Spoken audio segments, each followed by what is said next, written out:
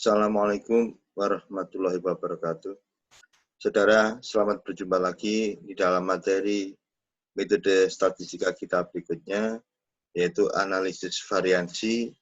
Dalam hal ini adalah analisis variansi satu faktor.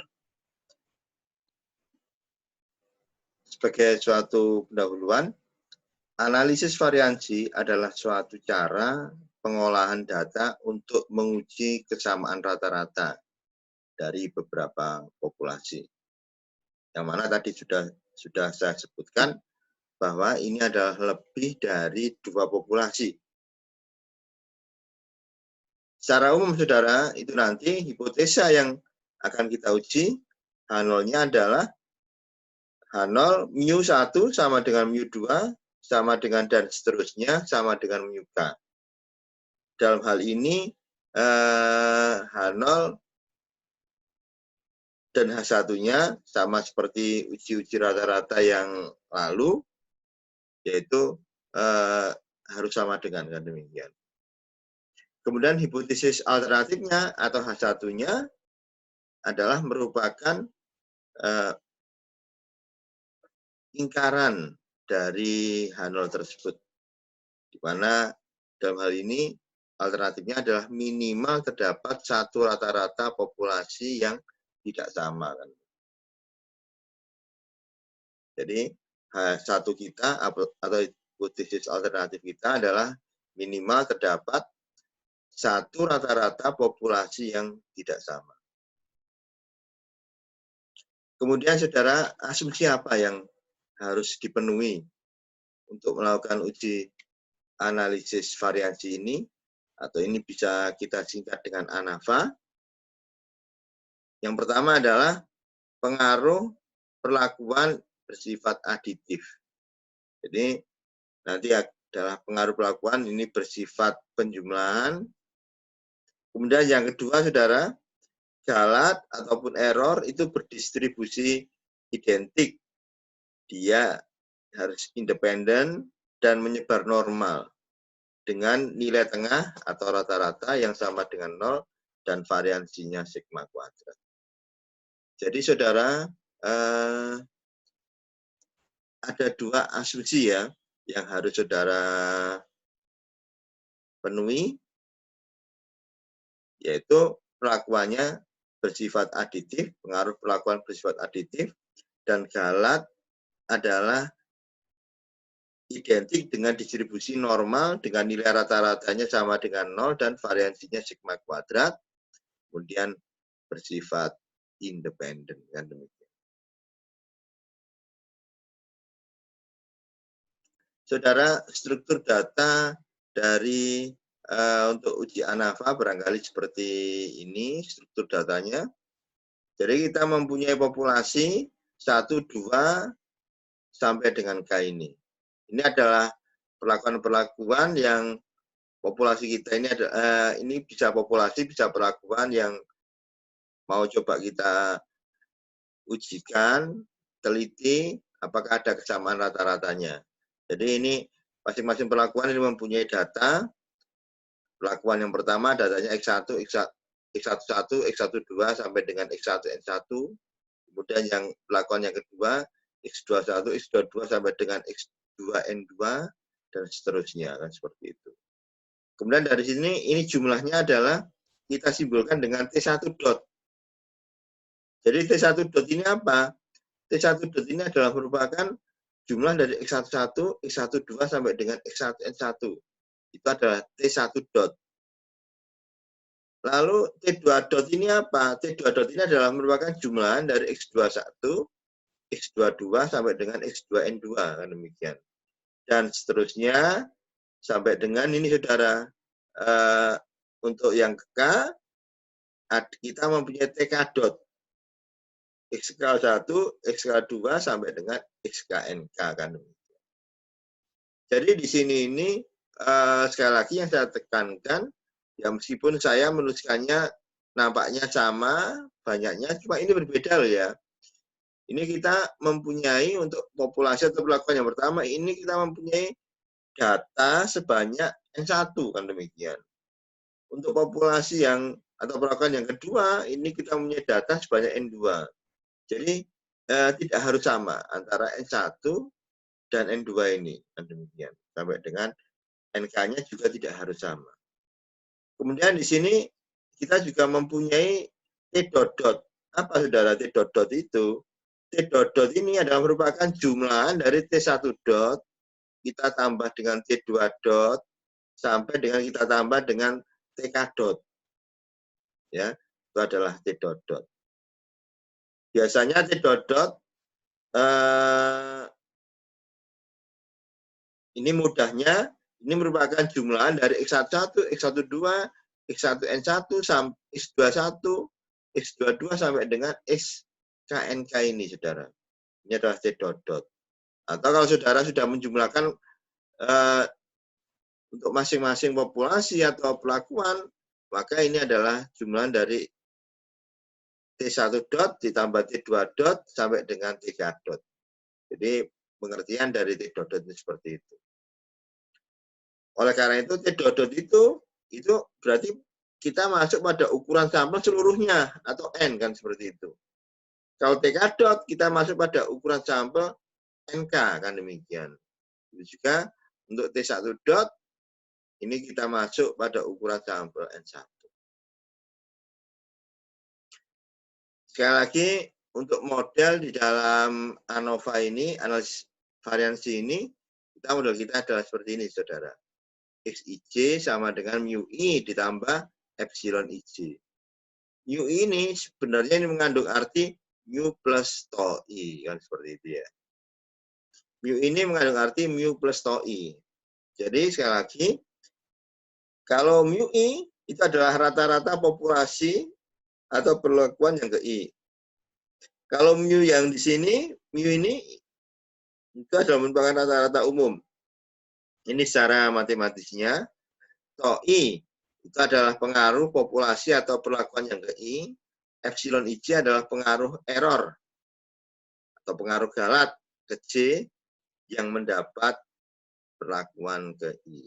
Itu adalah epsilon IJ. Ya, ini barangkali secara teoritisnya itu bisa kita tuliskan seperti itu.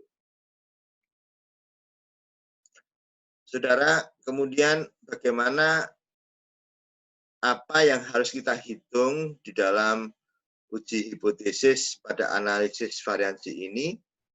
Pertama adalah saudara harusnya nanti menghitung sumber variasi.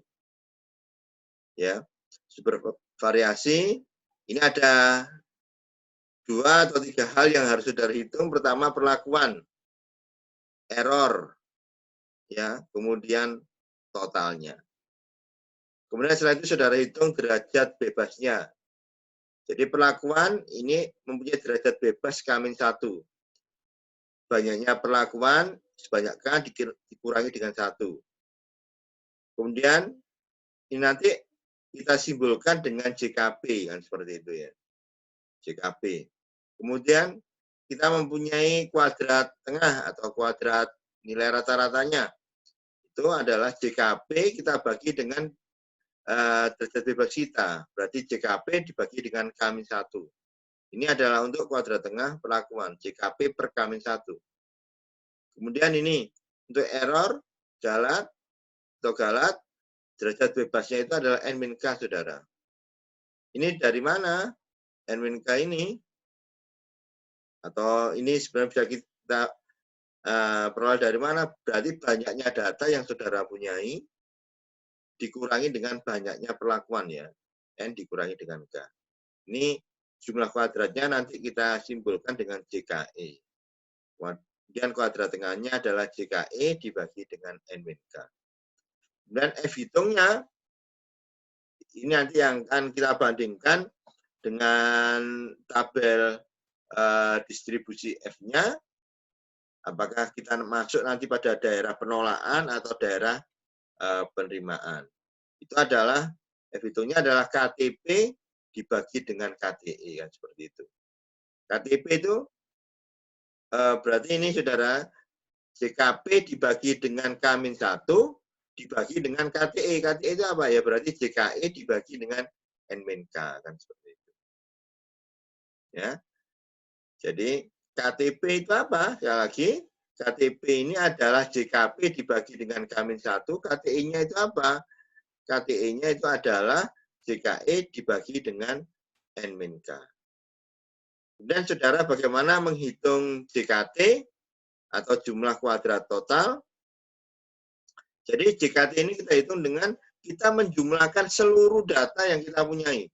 Ya, kita menjumlahkan kuadrat seluruh data yang kita punyai. Jadi data kita masing-masing kita kuadratkan, kemudian kita jumlahkan. Dan demikian.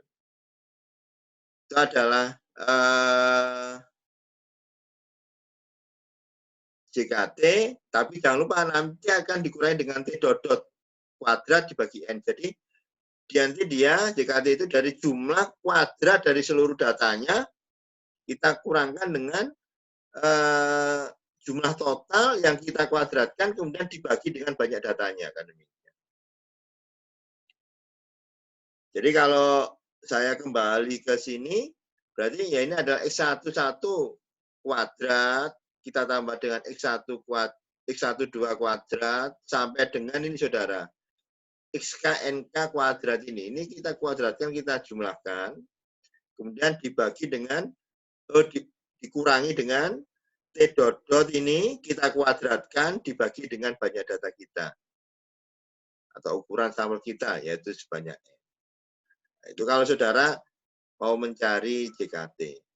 Kalau mencari ini jumlah kuadrat perlakuan, ya, jumlah kuadrat perlakuannya berarti ini masing-masing jumlah dari perlakuan kita kuadratkan dibagi dengan banyak datanya.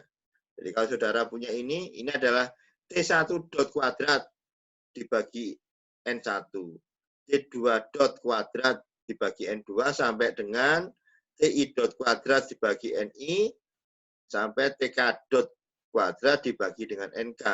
Seperti itu ya. Kemudian kita kurangkan dengan T dot per N. Atau kita rumuskan dengan ini. Sigma I1 sampai dengan K atau sampai dengan N gitu ya. Karena melihat banyak perlakuan kita. Jadi dari TI dot kuadrat dibagi dengan NI. Dikurangi T dot kuadrat dibagi dengan N. Kemudian kalau jumlah kuadrat error, itu adalah dari JKT, ini dikurangi dengan JKB. Dari nilai JKT yang sudah saudara peroleh, dikurangi dengan nilai JKB-nya. Itu adalah JKI. Saudara, kita masuk pada kriteria penolakan itu bagaimana? H0 ditolak itu bagaimana, saudara? Jika sekali lagi F hitungnya, jadi KTP per KTI ini, itu lebih dari F alpha, maksudnya informasi dari distribusi F yang mempunyai taraf nyata alfa dengan derajat bebas V1, V2. V1-nya itu apa, saudara? K-1, V2-nya itu apa? N-K. Nah, jadi bisa saudara lihat di derajat bebas ini, K-1, N-K ini.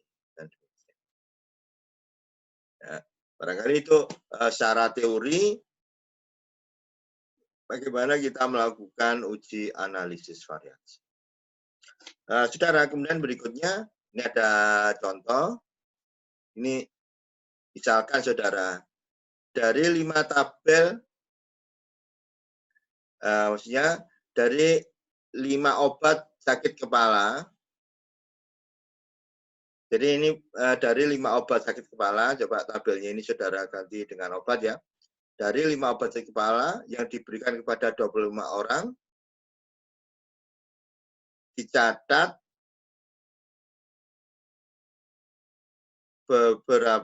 berapa lama tablet-tablet itu dapat mengurangi rasa sakit kepala. Jadi maksudnya ini dari 5 tablet, bukan tabel ini ya. Coba ini tipe saudara ganti, dari 5 tablet sakit kepala yang diberikan kepada 25 orang, dicatat berapa lama tablet-tablet itu dapat mengurangi rasa sakit kepala dari sampel yang diambil. Kemudian kedua 5 orang itu saudara dibagi secara acak ke dalam 5 kelompok. Nah, seperti itu. dan masing-masing kelompok itu diberi satu jenis tablet seperti ini. Nah, mungkin gambarannya seperti ini. Kita bagi dalam 5 kelompok, ada kelompok A, B, C, D, dan E. Ya, mungkin ini untuk kelompok A, untuk apa namanya, yang masuk kelompok A, orang yang pertama yang diberi obat atau tablet A ini dia sembuh misalkan dalam 5 jam. Ini misalkan dalam jam, saudara ya. Kemudian yang kelompok B, orang yang kedua, mohon maaf, untuk yang diberi tablet A, dia sembuh selama 4 jam. Sakit kepalanya hilang selama 4 jam. Kan demikian. Kemudian orang yang ketiga, 8 jam, dan seterusnya. Kemudian yang diberi obat B, ini responden ataupun orang pertama yang masuk di dalam sampel yang diberikan tablet B, ini sembuh dalam 9 jam, kemudian 7 jam, 8 jam, dan seterusnya. Ini kalau saudara jumlah, ini adalah 39. Jadi ini adalah seperti itu. Ini merupakan data mereka sembuh, saudara. Data mereka sembuh setelah diberi tablet A, B, C, D, dan E ini. Total ini, saudara, ini merupakan jumlah dari ini. 5 ditambah 4, tambah 8, tambah 6, tambah 3, jumlahnya 26. Kemudian B-nya juga 39, dan seterusnya. Demikian. NI adalah merupakan ukuran sampel kita, jumlah sampel kita. Yang pertama saja ada 5. Nah, ini kebetulan banyak sampelnya untuk tiap kelompok atau untuk tiap perlakuan itu adalah sama, semuanya 5. Gunakan analisis variansi untuk menguji hipotesis bahwa rata-rata lamanya kelima tablet obat itu dapat mengurangi rasa sakit kepala adalah sama untuk kelima tablet tersebut. Saudara, kita disuruh menguji apakah rata-rata dari kelima tablet itu dapat mengurangi rasa sakit kepala itu mempunyai waktu yang sama seperti itu. Saudara gunakan taraf nyata 0,05. Alfanya berarti yang kita ambil adalah alfa 0,05. Lalu bagaimana, saudara, cara menguji ketika kita masuk pada persoalan ini? Ternyata saudara rumuskan apa namanya H0. H0-nya adalah mu1 sama dengan mu2 sama dengan dan seterusnya sampai sama dengan mu5. Jadi maksudnya itu rata-rata lama penyembuhan ya dari kelima obat itu adalah sama. Kemudian hipotesis alternatifnya adalah rata-rata penyembuhan dari kelima obat itu tidak semuanya sama. Ada minimal satu yang berbeda. Ya, itu hipotesis alternatifnya. Kemudian alfa kita berapa? Alfa kita itu adalah 0,05, saudara. Ya, alfa kita adalah 0,05. Kemudian kita masuk pada daerah kritisnya. Jadi, mohon maaf, ini alfanya ini adalah 0,01 ya. Jadi mohon maaf, ini nanti saudara ganti di sini dengan 0,01 untuk alfanya.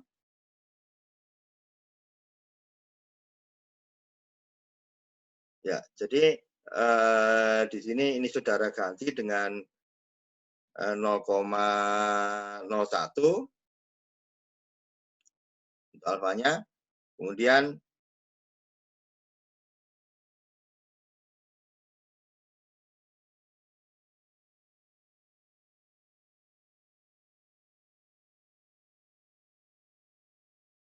jadi di sini tolong ini diganti dengan 0,01.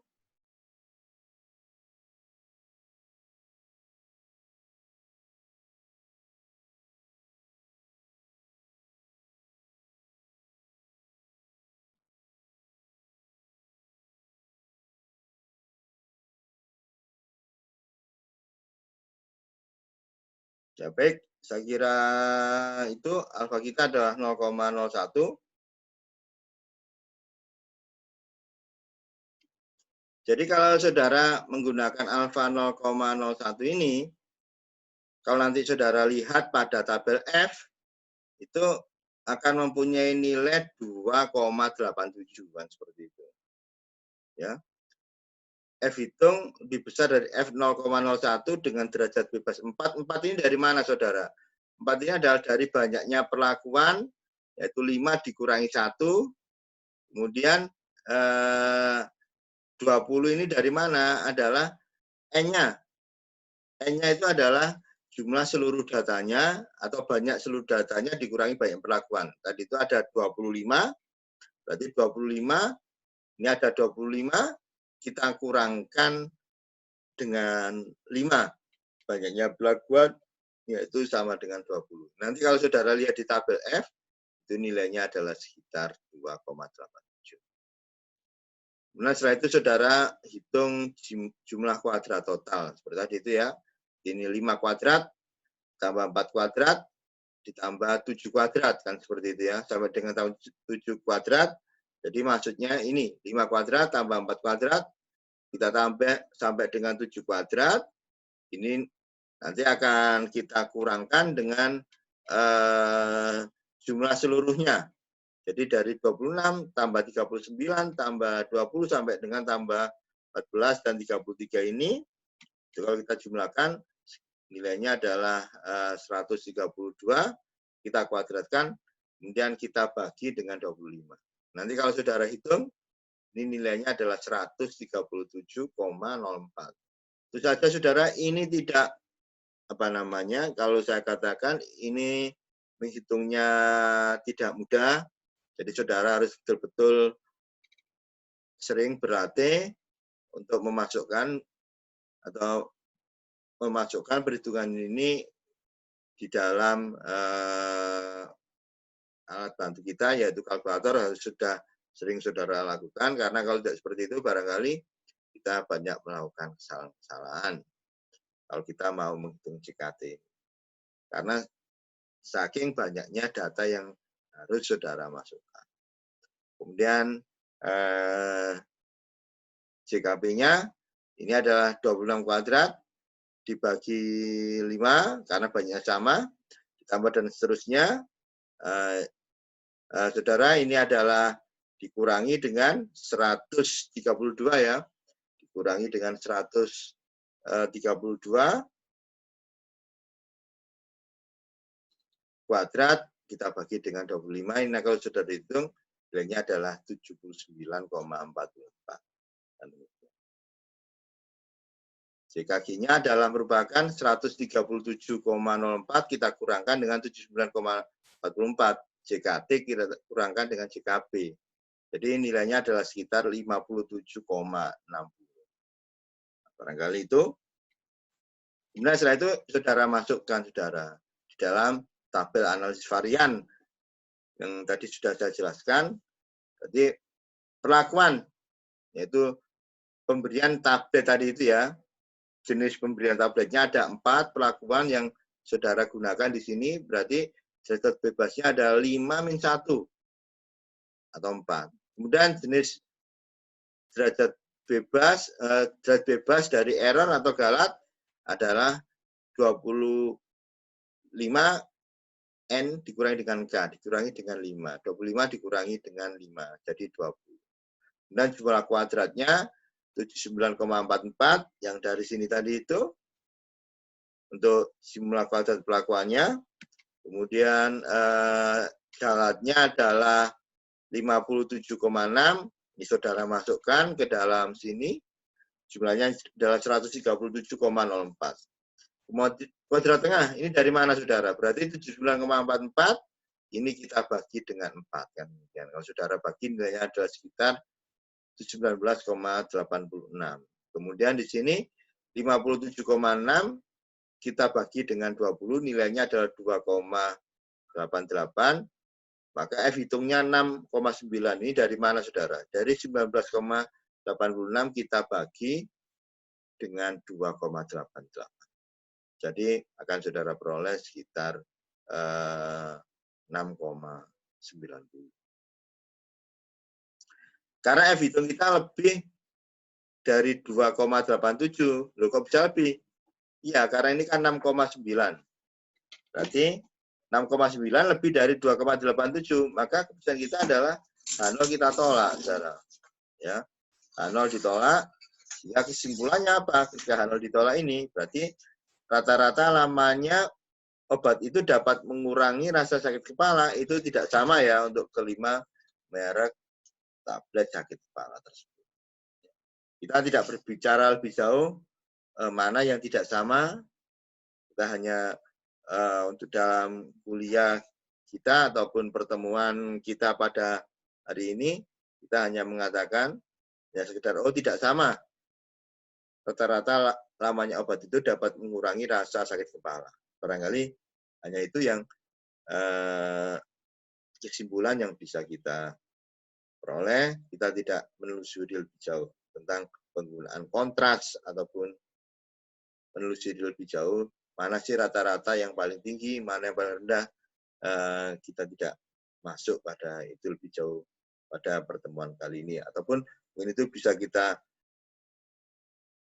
bicarakan pada pertemuan yang pada pertemuan berikutnya. Barangkali itu nanti bisa kita coba lebih eksplorkan. Barangkali itu, saudara, apa namanya, ANOVA, analisis variansi dari data ataupun contoh satu kita. Kemudian untuk contoh duanya, ini misalkan seperti ini, saudara. Kalau tadi itu baca data kita untuk masing-masing kelompok atau masing-masing perlakuan sama, sekarang ini tidak sama. Saya memberikan bagaimana kalau tidak sama. Bagaimana cara kita menghitungnya.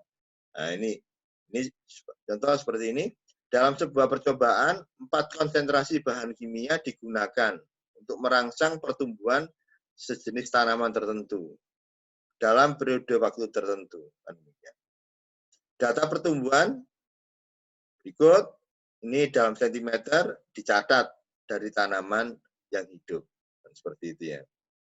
Jadi ini diukur, ini apa namanya, pertumbuhannya atau tingginya, misalkan 8,2 untuk konsentrasi yang pertama. Ada 4 konsentrasi, saudara ya, yang digunakan. Ada 8,2, 8,7, 9,4, 9,2, dan seterusnya. Kemudian ini sampai 7,7, 8,4, 8,6, 8,0, dan seterusnya. Sampai dengan konsentrasi yang keempat. Jadi yang pertama ini ada 4 data. Yang kedua ada 5 data. Konsentrasi yang ketiga ada 6 data. Konsentrasi yang keempat ada 5 data. Saudara, lalu permasalahannya adalah apakah ada perbedaan pertumbuhan rata-rata yang nyata yang disebabkan oleh keempat konsentrasi bahan kimia tersebut. Saudara gunakan taraf nyata 0,01. Saudara, karena di sini ini sekali lagi banyak perlakuan ataupun banyak populasi, bisa kita anggap seperti itu lebih dari 2 yang mau kita bandingkan, ada 4 di sini, maka kita menggunakan analisis variansi. Kemudian ini sama seperti tadi, H0-nya adalah mu1 sama dengan mu2 sampai sama dengan mu4 kan. Ya. Jadi maksudnya adalah rata-rata pertumbuhan dengan menggunakan keempat konsentrasi zat kimia tersebut adalah sama. Pertumbuhan tanaman adalah sama. Kemudian hipotesis alternatifnya adalah tidak semua rata-rata ataupun ada yang berbeda. Jadi rata-rata pertumbuhan dengan penggunaan 4 konsentrasi tersebut. Jadi tidak semua mu-I sama. Kemudian alfanya 0,01, saudara. Kemudian darah kritisnya adalah F hitung lebih dari F 0,01 dengan derajat bebas 3 dan 16. Atau F hitungnya, ini kalau saudara lihat di tabel F, itu adalah F hitungnya itu lebih dari 5,29. Jadi nilai dari F 0,01 dengan derajat bebas pembilangnya 3, penyebutnya 16, atau V1-nya 3, V2-nya 16, dengan taraf nyatanya 0,01, itu nilainya adalah 5,29. Nah, setelah itu saudara hitung JKT, sekali lagi JKT-nya dari mana? Ya dari 8,2 kuadrat, berarti ini 8,2 kuadrat, kita tambah 8,7 kuadrat, sampai dengan ditambah 7,1 kuadrat, kita kurangkan dengan jumlah seluruhnya, saudara. Ya, kita jumlah seluruhnya, nanti kalau saudara hitung, jumlah seluruhnya itu adalah sekitar 150,9 kuadrat dibagi banyak data seluruhnya. Jadi ada 20 data, nanti akan saudara peroleh nilai 19,35. Kemudian jumlah kuadrat pelakuan, JKP, itu dari mana? Dari 8,2 tambah 8,7 tambah 9,4 tambah 9,2. Ini nanti kalau saudara hitung nilai sekitar 35,5 kuadrat dibagi dengan banyak datanya. Tadi itu ada 4. Kemudian 40,8 kuadrat dibagi dengan 5. Dan seterusnya sampai dengan pelakuan yang keempat, yaitu ini 6,8 tambah 7,3 ditambah 6,3 sampai ditambah 7,1, banyaknya adalah 5, kita kurangi dengan jumlah seluruhnya, yaitu 150,9 kuadrat, kita bagi banyak data kita, yaitu 20. Kalau saudara itu nanti nilainya adalah sekitar 15,46. Kemudian jumlah kuadrat galat atau jumlah kuadrat error, jadi ada yang kadang-kala menuliskannya JKE, ada yang menuliskannya JKG, terserah, kita bisa gunakan JKE atau JKG, itu adalah dari mana nilainya, berarti JKT, jumlah kuadrat total, kita kurangkan dengan JKB, saudara. Jadi dari 19,35 kita kurangi dengan 15,462. Itu kalau saudara hitung nilainya sekitar 3,88. Kemudian setelah itu saudara masukkan di dalam tabel analisis variansi, konsentrasinya berarti 4-1, 3 ya. Kemudian kuadrat errornya, kemudian errornya atau galatnya 16, jadi 20 dikurangi dengan 4. Ya, jadi konsentrasi tadi itu adalah banyaknya perlakuan yang kita gunakan, konsentrasinya ada, untuk sumber variasinya konsentrasi, bebasnya adalah 4 dikurangi 1, 3 kan. Nanti akhirnya setelah perhitungan-perhitungan tadi saudara masukkan, konsentrasi untuk JKP-nya 15,462, kuadrat tengah atau rata-ratanya adalah 15,462 dibagi 3, sekitar ini. Kemudian errornya, kuadrat tengahnya 0,243, dari mana? Ya 3,888 ini kita bagi dengan 16. Kemudian kita nanti akan menghitung F-hitungnya, 21,21 ini dari mana? Dari 5,154 kita bagi dengan 0,243. Karena F-hitungnya 21,21 saudara, maka F-hitung ini adalah lebih dari 5,29. Dengan demikian maka keputusan kita adalah H0 ditolak. Ya, F-hitungnya lebih dari 5,29. Sehingga kesimpulannya apa saudara? Terdapat perbedaan yang nyata pertumbuhan rata-rata tanaman yang disebabkan oleh perbedaan keempat konsentrasi bahan kimia tersebut. Karena tolak H0 berarti terdapat perbedaan yang nyata ya, pertumbuhan rata-rata tanaman yang disebabkan oleh perbedaan keempat konsentrasi bahan kimia tersebut. Saudara, saya kira itu kuliah kita ataupun materi kita untuk hari ini. Semoga materi ini bermanfaat.